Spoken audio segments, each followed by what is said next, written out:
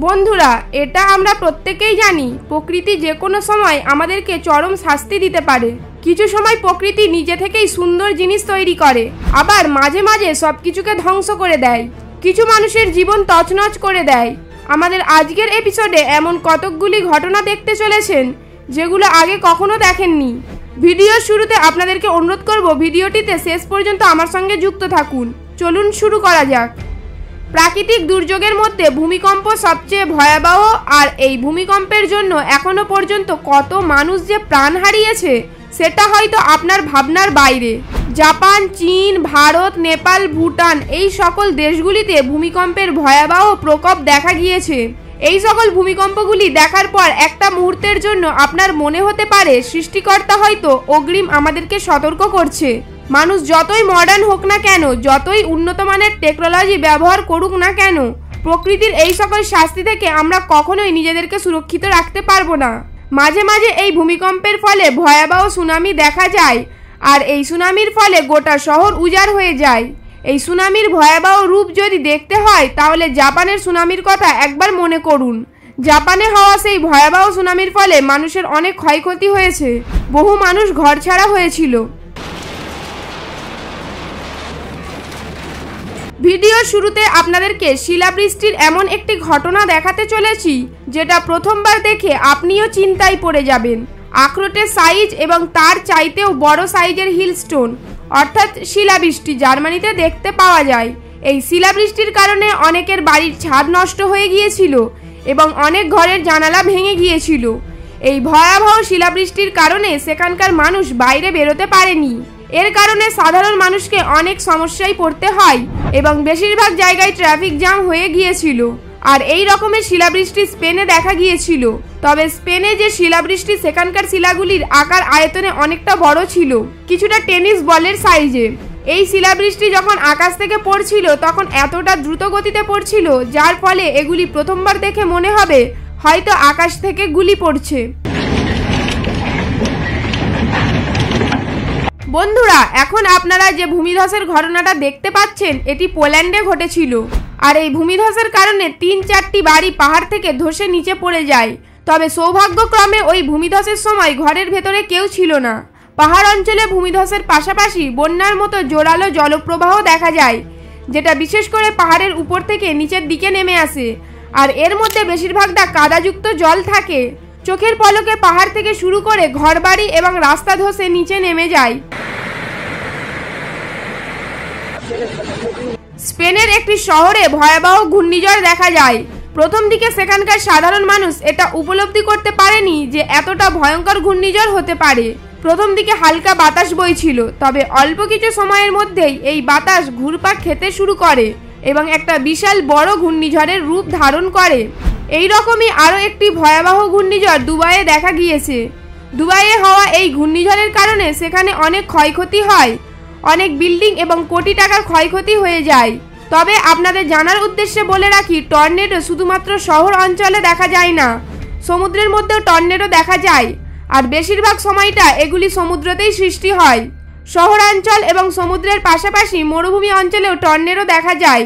যদিও বা এই টর্নেডো অনেকটা ছোট ছিল, কিন্তু মাঝে মাঝে এই ছোট টর্নেডোগুলি বিশাল ভয়ঙ্কর রূপ ধারণ করে।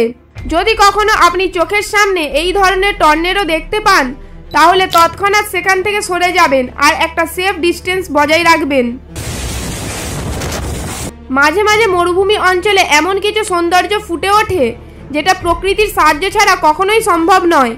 অর্থাৎ প্রকৃতি যেমন এক পাশে আমাদের ক্ষতি করছে, অপর পাশে সুন্দর সুন্দর জিনিস তৈরি করছে। কিছু সময় মরুভূমি অঞ্চলে এমন কিছু দৃশ্য চোখের সামনে ভেসে ওঠে যেটা দেখার পর মনে হবে আপনি কোনো ভিন গ্রহে চলে এসেছেন। মরুভূমি অঞ্চলে বায়ু প্রবাহের ফলে এই পাথরটির নিচের অংশ ক্ষয়ে গিয়েছে, আর পাথরটির উপরের অংশ শক্ত হওয়ার জন্য এটা এখনো পর্যন্ত মোটা হয়ে রয়েছে। প্রকৃতি শুধুমাত্র আমাদের সঙ্গেই যে ভয়াবহ ঘটনাগুলি করায় তা কিন্তু নয়। কিছু সময় বরফ অঞ্চলে বরফ ধসে যাওয়ার মতো মারাত্মক ঘটনা দেখতে পাওয়া যায়।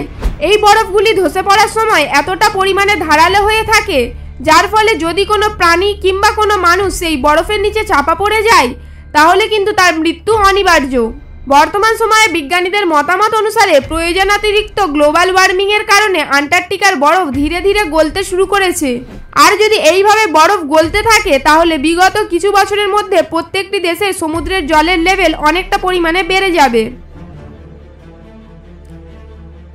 শুধুমাত্র প্রকৃতি যে আমাদের জন্য সুন্দর সুন্দর জিনিস তৈরি করে তা কিন্তু নয়, মাঝে মাঝে মহা বিপদ ডেকে আনে। কোনো একটি পাহাড়ি অঞ্চলে হঠাৎ করে ভূমিধস সৃষ্টি হয়, তারপর অল্প অল্প করে ধসতে শুরু করে, শেষ পর্যন্ত গোটা রাস্তা ধসে নিচে নেমে যায়। যদি কখনো পাহাড় অঞ্চলে ঘুরতে যান তাহলে সেখানকার ভয়ঙ্কর ভূমিধসের ঘটনা থেকে সর্বদা নিজেকে সুরক্ষিত রাখবেন, কারণ পাহাড় অঞ্চলে এ ধরনের ভূমিধস মাঝে মধ্যেই দেখা যায়। বন্ধুরা, এখন আপনারা যে ঘটনাটা দেখতে চলেছেন এটি পাহাড় অঞ্চলে হওয়া এখন পর্যন্ত সবথেকে বড় ভূমিধসের ঘটনা। এখানে দেখতে পাবেন প্রায় 100 ফুটের মতো রাস্তা পাহাড় থেকে ধসে একেবারে নিচে নেমে যাচ্ছে। বন্ধুরা, এখন আপনারা যে শিলাবৃষ্টিটি দেখতে পাচ্ছেন এটি চায়নাতে হয়েছিল, আর চায়নাতে হওয়া এই শিলাবৃষ্টির শিলাগুলি বন্দুকের গুলির মতো ঝরে পড়ছিল। এই ভয়াবহ শিলাবৃষ্টির হাত থেকে বাঁচার জন্য সেখানকার পশু পাখিরা সুরক্ষিত স্থান খোঁজা শুরু করে। এই একই রকমের ভয়াবহ শিলাবৃষ্টি সাইবেরিয়া শহরে দেখতে পাওয়া যায়। এই ভয়ঙ্কর শিলাবৃষ্টির কারণে সাইবেরিয়ার রাস্তার ধারে থাকা গাড়িগুলির কাঁচ ভেঙে গিয়েছিল, এমনকি প্রত্যেকটি গাড়ির ছাদ বেঁকে গিয়েছিল। এই শিলাবৃষ্টির তীব্রতা এবং ভয়াবহ রূপ দেখে এটা আপনারা প্রত্যেকে উপলব্ধি করতে পারবেন যে কোনো মানুষ যদি এখানে খালি মাথায় বের হয় তাহলে তার মাথায় পড়া মাত্রই মাথা ফেটে যাবে। বন্ধুরা, আপনারা কি কখনো ইতিপূর্বে এতটা ভয়াবহ বন্যা দেখেছেন, যেখানে জলের গতিবেগ ঘন্টায় প্রায় 40 থেকে 50 কিলোমিটার? এতটা দ্রুত বয়ে যাওয়া বন্যার সামনে যখন কোনো জিনিস পড়ে তখন সেই সকল জিনিসকে ভাসিয়ে নিয়ে চলে যায়। ফ্রান্সের উত্তর অঞ্চলে একটি শহর পুরোটাই বন্যার জলে ভেসে ওঠে, আর সেখানে এতটা ভয়াবহ জলের চাপ দেখতে পাওয়া যায় যার ফলে সেখানকার মানুষকে রেস্কিউ করে অন্য জায়গায় নিয়ে যেতে হয়েছিল। গোটা শহর বন্যার জলে ভাসছিল, অনেক ভয়াবহ দৃশ্য দেখা যায়। তবে এই বন্যার কারণ ছিল অধিক বৃষ্টিপাত। পৃথিবীর এমন কিছু জায়গা রয়েছে যেখানে বৃষ্টি একেবারেই হয় না আর টেম্পারেচার 50 ডিগ্রি ছাড়িয়ে যায়, কিন্তু এমন কিছু জায়গা রয়েছে যেখানে এত বৃষ্টি হয় যার ফলে ভয়াবহ বন্যা সৃষ্টি হয়। ঘূর্ণিঝড় তো অনেক দেখেছেন, তবে আমেরিকার এই ভয়াবহ ঘূর্ণিঝড়ের কারণে কত যে গাছপালা নষ্ট হয়েছে সেটা আপনাকে বলে বোঝানো যাবে না, আর অনেক বাড়ির চাল উড়ে চলে গিয়েছে।